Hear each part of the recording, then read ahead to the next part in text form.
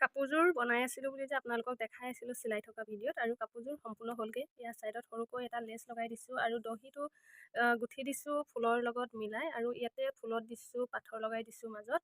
আৰু এইটো হ'ল এনেকৈয়ে দহিখিনি গাঁঠি দিছোঁ। আৰু এইটো হ'ল চাদৰৰ আঁচলটো। আঁচলত 4পাহকৈ দিছোঁ ডাঙৰ ডাঙৰ, আৰু মাজৰ অংশটোত সৰু সৰুকৈ এপাহ এপাহকৈ দিছোঁ, আৰু ছাইডতো এনেকৈ এপাহ এপাহ কৰি দিছোঁ। আৰু এইটো হ'ল বুকুৰ অংশটো। এটা ছাইডে যিটো মেলি ল'ব পাৰি, সেইটো ছাইডত এনেকৈ ডাঙৰকৈ দুপাহ দিছোঁ, আৰু তাৰ ইটোৰ ছাইডে দিছোঁ এনেকৈ এপাহ। এয়া দেখিছেনে? কাপোৰযোৰ খুব বেছি ধুনীয়া লাগিছে। আৰু এইটো হ'ল ইটো আঁচল। আৰু আপোনালোকে কাপোৰযোৰ কেনেকুৱা দেখিছে জনাব দেই। আৰু ৰ'ব, মই মেখেলাখনো দেখাই আছোঁ আপোনালোকক। এইখন হ'ল মেখেলাখনতো এনেকৈ ডাঙৰ ডাঙৰ 4পাহ ধৰিছে এটা ছাইডত, আৰু ওপৰলৈ এনেকৈ দুটা লাইন দিছোঁ।